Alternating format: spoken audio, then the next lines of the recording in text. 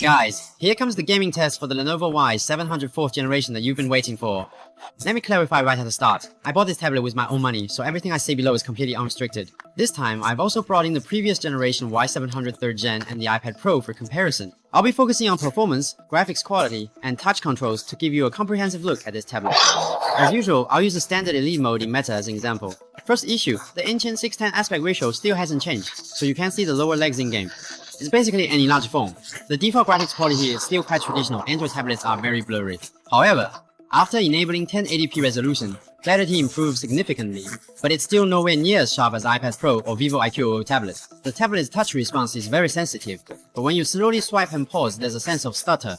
I think this is why some people say it has screen jumping issues. However, when you place your finger fully on the screen and swipe to aim, there's no such stutter. Also, when you swipe the screen at a normal speed or lift your finger off, you don't experience this stutter either. If you swipe the screen like this when playing games, then it won't affect you at all. But if you slowly rotate your view or drag your aim like this, then you need to be aware of it. Compared to the Y700 3rd generation, the touch response, whether it's a single swipe or a quick left-right dragger, has improved dramatically. Compared to the iPad Pro 2021, again, whether it's a single swipe or a quick left-right drag, it basically comes out ahead. I still couldn't believe it, so I did another 100 rounds of comparison in one go, and here are the results. The Y700 4th generation led 84 times. The iPad Pro scored 640 lines, and there were 10 ties. The testing process was really not easy. If you enjoyed this, please give me a free like following, shouldn't be a problem, right? But don't get too excited just yet. If you compare carefully, you'll notice that Apple devices can stop instantly, while Android devices still have a bit of drag. So for those switching from an iPad Pro, they'll definitely feel it's not quite as responsive. Now let's take a look. For the game test, we're running at 1080p resolution with power at 100%. Let's test it using the smooth 120 FPS setting. As usual, let's go straight to the main city and see how it performs in a gunfight with nearly 30 players. So, how is the performance tuning on this tablet? To be honest, it doesn't feel like there's much tuning involved. My impression is that it just brute forces high performance. So for moderate gamers, this is really suitable when you're in those early game gunfights and immediately calls on the big cores.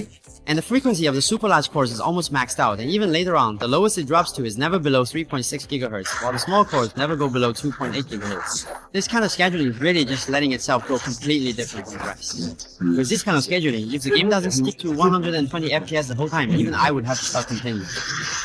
Bringing you the ads and The design of these earphones is very stylish. Have you encountered a low average of 115 FPS with an average rate of 119.8 and a 5% low of 6 frames? That's very close to 120 FPS, so you basically won't experience major stutters in videos. However, the trade-off is higher power consumption. It uses a coaxial dual-union hi-fi structure. In terms of gaming, the 8.8-inch screen is perfect for rhythm games. Anyway, I find it much easier to operate than on phone, and even when shaking it, it doesn't get tiring. This tablet features a high-res audio small gold label and a 4600 mAh battery. Smartphones already have AC lossless decoding. Plus, it has a dual-cycle design, so even when charging and playing, battery life requirements aren't high. And since I care more about performance, that's my take.